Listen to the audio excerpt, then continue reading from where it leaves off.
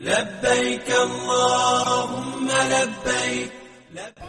السلام علیکم محترم ناظرین، بقرعید ہی قریب نہیں آ رہی بلکہ حج کا موسم بھی قریب آ رہا ہے، اور ایک مسلمان کی دلی خواہش ہوتی ہے کہ وہ بھی حج کرے، اللہ پاک کے گھر کی زیارت کرے، بیت اللہ کا طواف کرے، مگر حج ہو یا عمرہ اتنا مہنگا ہو گیا ہے کہ ایک عام آدمی کے بس سے دو باہر ہی ہوتا جا رہا ہے، اور حج تو اتنا مہنگا ہو گیا ہے کہ بندہ صرف اس کا خواب ہی دیکھ سکتا ہے، اب 12-15 لاکھ کہاں سے ارینج کرے۔ مگر میں آپ کو ایک بہت زبردستی بات بتاتا ہوں،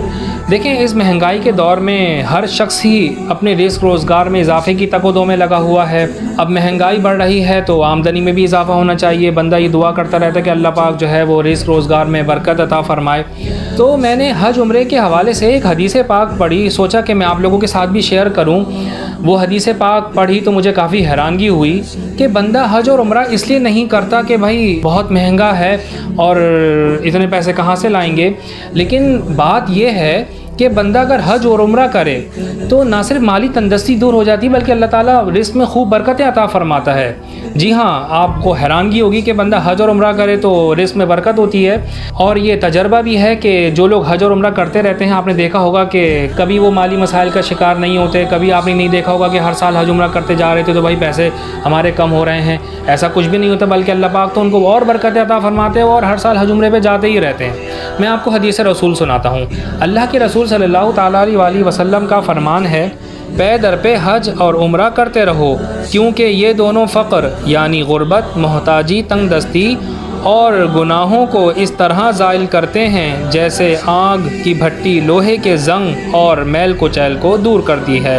تو ناظرین، بندہ حج اور عمرہ کرتا رہے، کبھی حج کرے کبھی عمرہ کرے، اور بندہ بار بار حج عمرے پر جاتا رہے گا تو اس کی برکت سے گناہوں سے بھی دور ہوتا چلا جائے گا۔ اب سوال یہ ہے کہ حج اور عمرہ کرنے سے مال میں برکت کیسے ہوتی ہے، تندرستی کیسے دور ہوتی ہے؟ تو اس کا جواب یہ ہے کہ ان عبادات میں کافی خرچہ ہوتا ہے، اور حج اور عمرے کے لیے خرچ کرنا بھی تو اللہ تعالیٰ کی راہ میں خرچ کرنا ہے، اور اللہ تعالیٰ کا یہ وعدہ ہے کہ جو اس کی راہ میں خرچ کرے گا تو اللہ تبارک و تعالیٰ اسے اور زیادہ عطا فرمائے گا۔ تو نتیجہ یہ نکلتا ہے کہ حج عمرے کی برکت سے تندرستی دور ہوتی ہے اور رزق میں برکت ہوتی ہے۔ اور ایک دوسری حدیث کے الفاظ ہیں،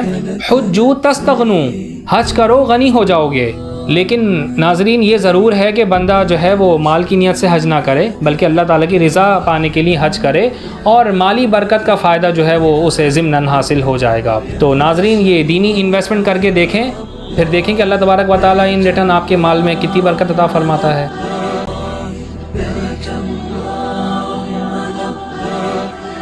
لبیک۔